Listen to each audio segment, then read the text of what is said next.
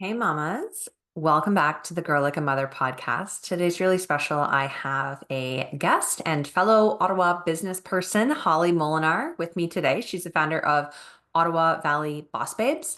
And I just can't wait to share our conversation. We dive into the highs and lows of motherhood, the importance of building community, how to grow a business while you're juggling all the demands that come with raising little ones, especially as a single parent or someone who's gone through separation. So, if you're a mom who is trying to build something or just looking for some inspiration and community, some camaraderie, some like actionable insights on what works for us, this episode is really a must listen. And I also want to direct you over to a previous episode with another mom who gave us some really great tips to conquer chaos and find balance, which is a very complimentary episode to this one. It's with Clara Ganter, and you can find that in the show notes. The episode is called Time Management for Moms, Tips to Conquer Chaos and Find Balance.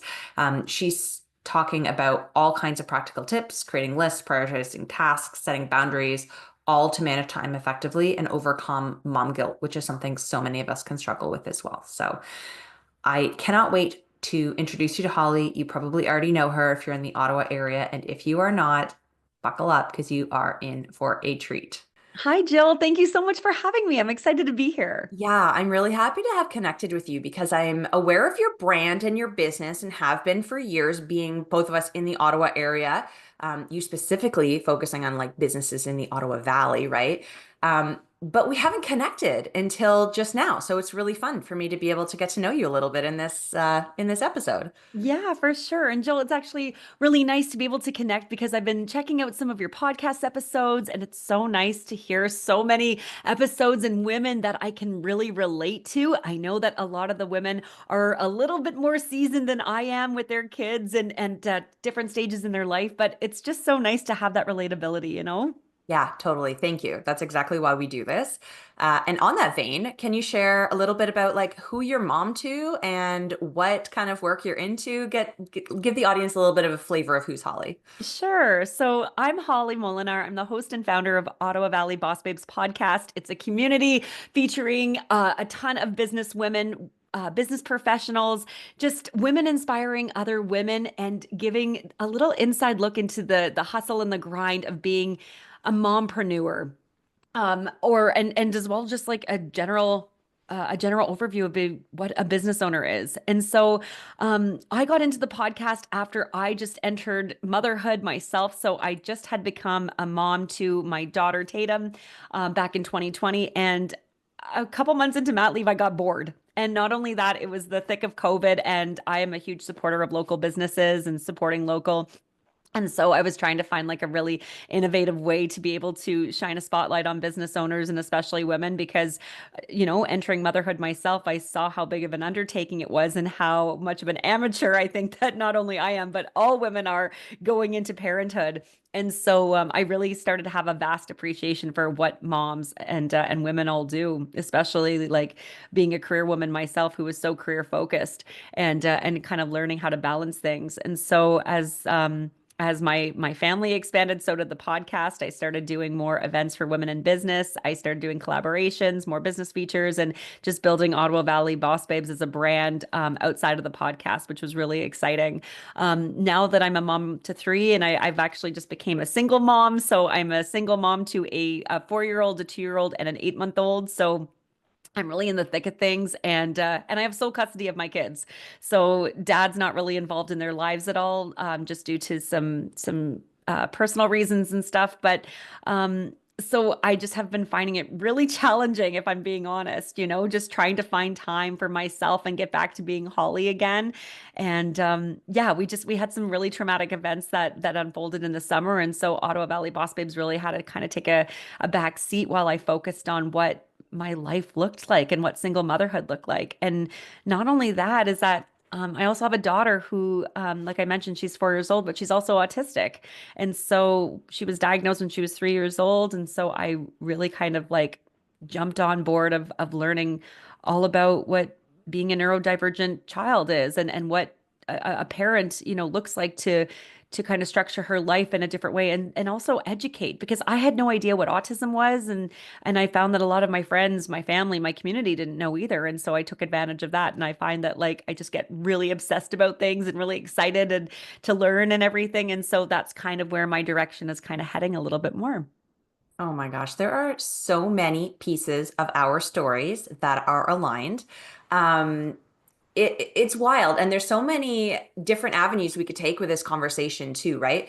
I also have a child with autism who was diagnosed at 3 years old. Also went through a separation when my kids were tiny, and it's this building of community, supporting of local businesses, sort of vein of our work as well that really ties together. So I think there's a lot to unpack here. And I just appreciate the honesty from which you come to this conversation, saying, like, shit's been hard, like I'm doing all these things and I have these big goals and I love it. I love Mhm. developing, I love helping, I love serving, I love bringing people together.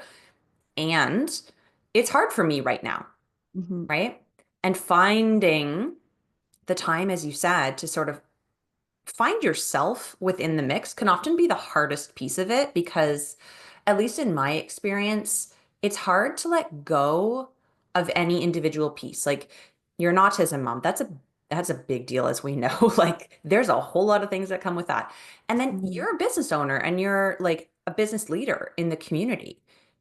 You run a podcast, you've got other kids. There are so many pieces. How do you prioritize? Like, how do you make your choices of where you spend your time? Oh my gosh, that is such a loaded question, Jill. I Like, know. I don't even know. Like, I feel like I'm just like running off adrenaline and coffee and whatever my kids are wanting at that moment, right? Like, it's just so crazy. So, I don't really know like how I balance it. Like, I think that, you can only run off your calendar and your list of to-dos so much, but like it also depends on how much sleep I got that night. Like I have three kids, and so like they're all young. Like I had my 2 year old up from 12:30 until 3:30 last night. And then I'm like, okay, I got to get up in the morning. I got to get them off to school and daycare. And I've got still an 8 month old. So I'm still off on mat leave. So I've got to like prioritize nap times. And it's like, do I do this podcast interview or do I nap all my son naps? Like it's really like trying to prioritize like what your day looks like. But motherhood, like curveballs throw different things your way all the time. So I don't know. I think it just depends on the day. That's so true. And just going with the flow of what feels the most important each day and the most like nourishing can be a really good strategy that I try to use too. Because honestly, when I looked at my calendar this morning, I was like, oh, Jill, you're a time management expert and you have overloaded your day. And I was like, shit, well, what do I do? Do I move a meeting? Same thing. Like, do I show up for this podcast? Do I cancel this? How am I going to fit in all the things that are on my calendar as well as on my to-do list? And I had a moment where I was like, okay, well, what feels important, right? Like what feels like it's going to either move the needle for me today in my business or in my personal. Like Mhm. what's going to fill me up? I sometimes will make the decision based on that too. But so many times I choose the nap, honestly. Like sleep is a nutrient. Seriously. It totally is. It's so important. And I found that like especially in the summer, like I mean, I was in the thick of postpartum. I just found myself a single mom. I was still trying to like navigate like what school looked like for my daughter. Like as you know, when your child is autistic and they're entering school, like they're undergoing new transitions, so many new changes. And so it's really about like always putting your kids first. And so we had so much going on at that time. We were also entering urgent response services through CHIO. And so there was we also had like a lot of people in our lives. Like I said, I mean, we went through a really traumatic time. So we had a lot of different caseworkers and people involved in our lives, a lot of people coming over to the house. And so it just did not stop for us for so long. And so that's why like even my business really had to take a back seat. And Jill, it was really, really difficult for me to make that decision too, because like you had mentioned, I am a community leader. I am somebody that is so, I don't know, like I put my all into everything, into my kids, into myself, into my business. And when I started to find that all these things around me were falling apart, my family was falling apart, my business, I wasn't able to prioritize, I wasn't able to show up for the commitments that I had promised to, it was devastating. It was so hard for me.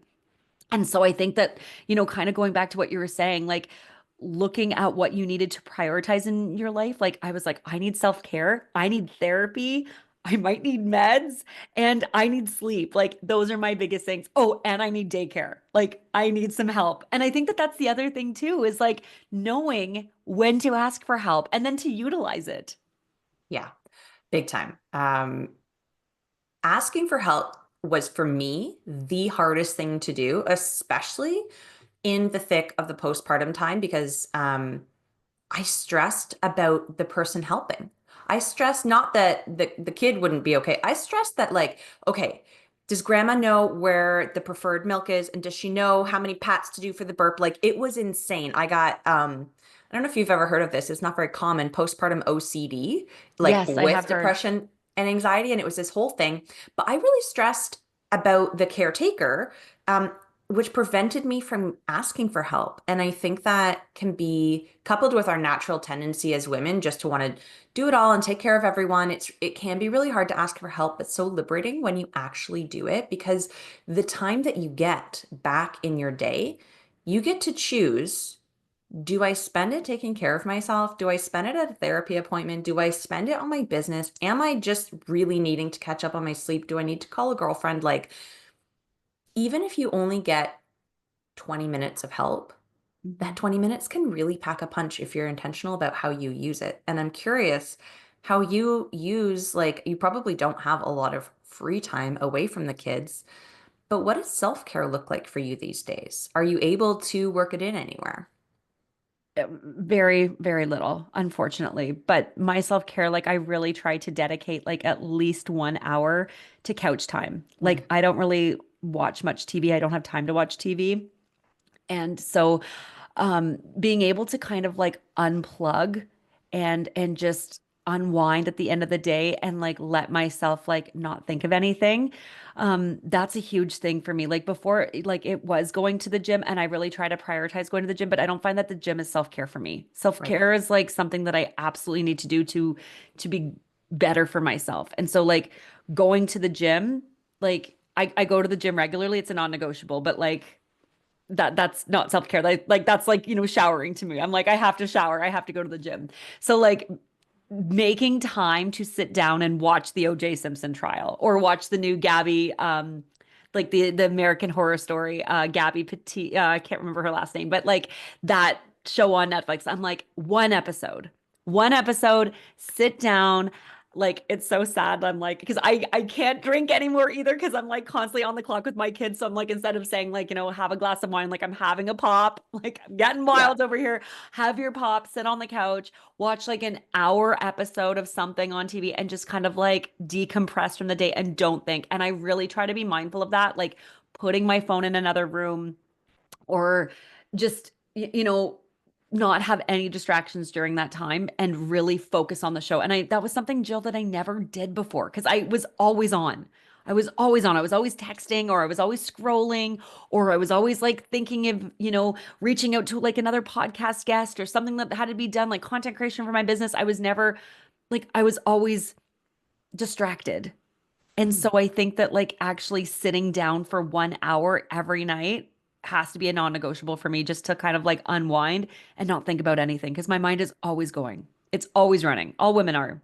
Yeah, I can relate to that 100%. And I love that you named this particular way that you're able to get out of your head and rest and enjoy, right? There's so many components to this that somebody might say like, "Oh, watching TV, like whatever, that's not self-care. That's just part of date." No, no, no. When you're doing it with the intention that your phone is away, you are present and mindful about what you are doing. You are consuming something that is interesting to you, or that you are learning about something, or you're staying up to date with like current events in the world, whatever you choose to consume, right?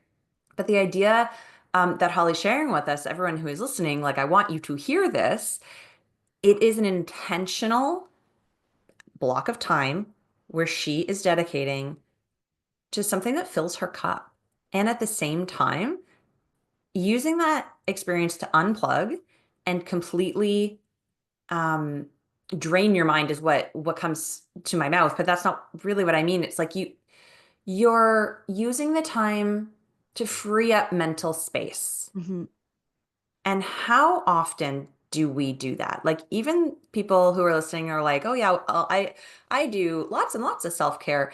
How much of that self-care, I would challenge you to reflect, is actually creating some mental space for yourself? Because for me, that is like the whole point, Mhm. right? It's true.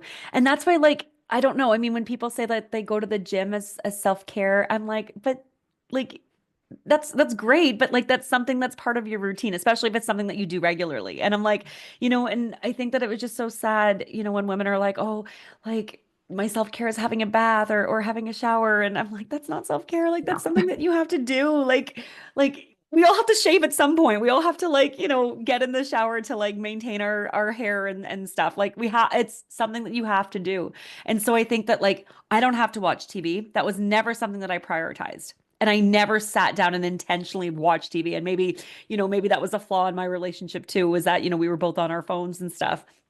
But when you're actually like sitting down with intention and making it a point to like real like I love docuseries. I Yeah. love them so much, but like you miss crucial points. Like I'm rewatching right now The Handmaid's Tale as well. I'm preparing, for season 6 to come out, but I'm actually watching it with intention, which is not something that I've ever done before. Yeah, it's not a zoning out, right? Totally. And I need to do that for my mental health so that I just cannot focus or be distracted by something else that I need to do. That stuff's going to get done. But 1 hour, that's all I need for myself for the day. And that's all I get. I literally get that because then somebody's crying or I know I have to be in bed by 9 o'clock because I know somebody's going to be up in the next few hours. Yeah, I'm with you on that one. My bedtime is sacred to me. It's if I am awake past 9 o'clock, it is everyone is going to have a bad day the next Yeah. day. Like, Yeah, and that's everyone knows right. it. Yeah, exactly.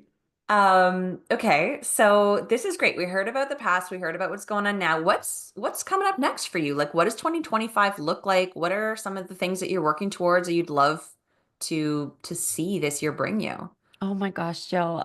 I don't know. Honestly, like I think just like getting back to Holly, like what we were kind of talking about earlier, is just like now that I've like found my groove and my rhythm with my kids, I feel like, I mean, I will high five myself now when we all are sitting at the table and everybody's eating and nobody's fighting. There's, minimal mess. I'm like, okay, I've got this. Or we get to school and daycare on time in the mornings, or I'm like not late for pickup, or we made it through a weekend and everybody's fed, everybody's slept, everybody's in bed at a decent time. Like that's always like my goal for the day I find or for the weekend. But for myself for the future, I think like just determining what's next for me. Like what does OV Boss Babes look like going forward? What does my life look forward? Like what do I want to manifest for this year?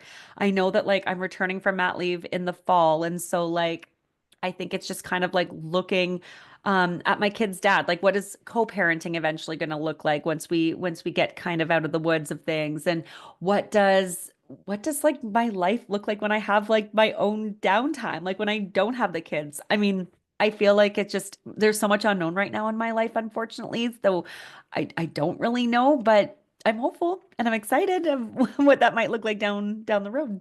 Yeah, I love that answer because it reminds me that we don't need to have it all figured out. We don't need to have a big, audacious goal for ourselves. We can exist in this space of my goal is to figure things out. My goal is to get an understanding of what I like, who I am, how this current season of life fits, because before you know it, sorry to say, milestones will happen, people will grow. Like you feel comfortable now. It lasts like 5 seconds. The most frustrating thing in the entire world.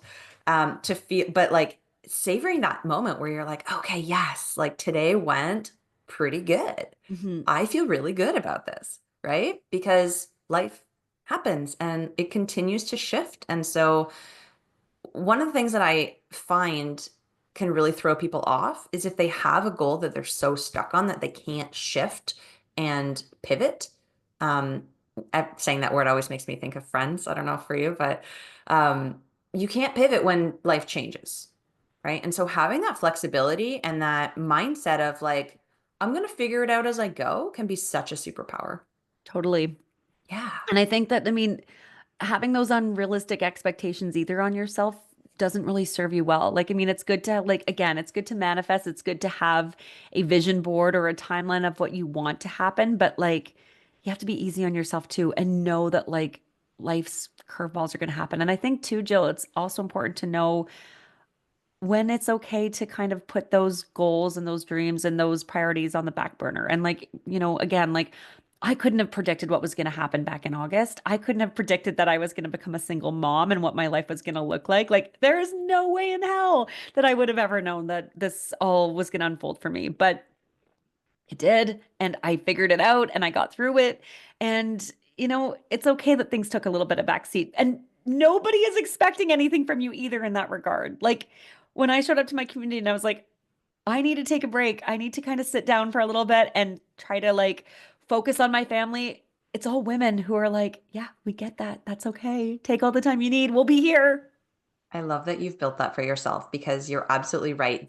You're receiving back all of the good stuff that you have created within the community. You've created this space where women support each other, encourage each other, are there for each other. And if you need to dip into that and be the recipient of this community that you've created, what a beautiful thing that you're able to just show up and say, hey, guys, this is what's happening. And the community's like, we've got you. Mhm. We've got you. I know, I'm so lucky. I feel like I was so fortunate in that regard, Jill, like that I had created this boss babe community of women that surrounded me. And did they ever rally? Like they rallied so hard behind me. I had so many women bringing diapers and formula and food and care packages and gift cards like to my door that I had no idea. Like I'm like, how did all these people know where I live? First of all, was like the crazy thing. But it just was so nice that I just had so many women just kind of like surrounding me and my family with so much love. And I think that that was like a huge thing that I wish every woman could have that when they go through a difficult and traumatic time in their life, you know? Yeah. Yeah. And in everyday life too, I think it's Yes. so required. And because Yes. we often don't think of this need for community and support until we're in a situation that does feel extreme, we can lose the importance that we place on it. And so for anyone listening, especially in the Ottawa area, like please make sure you're checking Holly and her organization out because this is something that even in the happiest and best and easiest of times is integral as women, as business owners, as leaders in the community. Like we need community. This is what it's all about. And yeah, I think it's one of those things that can really fall by the wayside in terms of prioritization, prioritizing our networking and our community and our support system, unless we're in crisis. And that's crazy. I know. Yeah. It's true. No, and I'm glad that you hit the nail on the head when you're saying that like we need to show up for each other every day, not just in a crisis mode. You're so right, Jill. You're so right. Like one thing actually that was really funny that I have to bring up too. I remember I was at the early on center last year with my kids, and there was this dad that came in, and like me and these moms were all kind of sitting around with our kids and everything. And then this dad came in, closed the door, and he was like, "Oh my gosh, like you don't want to go out there. There's a woman, like there's a mom out there having a breakdown with her kids." And the women and I, like, we just didn't say anything. And this one woman turned and looked at that dad and was like, "And did you do anything about it? Did you step in? Did you help her?" And he was like, and he was like a deer in the headlights, didn't say anything. And she was like, "Go back out there and go help that mom because obviously she needs help." And I just wanted to like clap and be like, and like one of the women ended up going out to see if the mom needed help. And I was like, that is the power of community right there. That's a woman stepping up and also like shutting down gossip, whether it be a man or a woman, and putting that person in their place and saying, first of all, that's not okay. That's not okay for you to come in here and talk about another mom that's struggling right now, another parent that's struggling, that's clearly needing some help. And instead of like coming in here and bashing and saying, "Oh, don't go out there, like someone's having a breakdown," no, go help her. And I thought, way to go. I love that. That story just melts my heart. I think that Right? is so cool. And should we all be so brave to be able to out loud say, like, I'm sure everyone was thinking it, right? That Yeah, the looks were being exchanged, but like to be able to say, like, no, we I need to, know. like, that's cool. Right? I know. And that's like something that I want to remember for myself. Like, see something, say something. Just Yeah. speak up, you know? Yeah, the number of times that I'll like at school drop off, see a mom struggling or whatever, and just shoot her a wink or tell her like you're doing a great job, like hang in. Yes. It's just these small interactions, these little pieces of support and like solidarity, because you don't get it until you become a mom. You really don't. If you have girlfriends who are like are ahead of you in that stage, and until you're there, you don't get it. You're not in the mom's club yet. Mhm. It's just part of it, and it's such a beautiful thing to be able to rally together. Totally. Yeah. No, absolutely. Well, this has been so fun to have this conversation. I am curious to know before we wrap up if there's anything that feels like it's just on your heart that you want to share, or something that you wish all the listeners would really take away or know today. Anything like that? I would just say that therapy is huge, and therapy is not something to be taken lightly. And I think that everybody could use therapy in their lives. And I think that, just kind of going back to what we were saying about asking for help, like don't ever be afraid to ask for help and or to accept help. If somebody is offering to take your kids or offering to come by and be there to listen or support or want to go out for dinner, like say yes. Like say yes to that help. Say yes to yourself. Say yes to therapy. Say yes more so than saying no or taking a back seat and wishing that you did say yes earlier. So I think that that's something that I've really learned a lot over the past 6 months in my life is that it's okay. It's okay to struggle, but it's also okay to accept some help and take some time for yourself. So that's what I want to leave with your listeners today. Thank you. That's beautiful because you're absolutely right. It can be mixed messaging for us. We hear as women a lot like say no, hold up your boundaries, like say stop people pleasing. Like this messaging, at least in the content I'm consuming is bombarding us with like do less, say no. And I like this message of like say yes to the good stuff, right? Like if someone is offering help, they genuinely want to be of service to you. They're not going to offer if they don't want to do it. That's right. That's right. It's Honestly. true. And it's such a blessing for like even grandparents and friends to be able to build a connection with your kids separate from having you in the mix as well. It's really beneficial to all. And so thank you for sharing that. Thank you. And Yeah. thank you for having me, Jill. This was so fun. It was so fun. And if listeners want to go over and check your podcast out and get involved in your world, where do we send them? Yeah, so I'm found on OV Boss Babes podcast. You can listen on Apple Podcasts, Spotify. We're on YouTube as well. Anywhere you get your podcasts, you can give us a follow at OV Boss Babes on Facebook and Instagram. And yeah, I think that's it. Amazing. Well, I'm already there. So I encourage everybody else, get there, follow Holly, see the good things that she's up to. And until next week, keep on growing like a mother.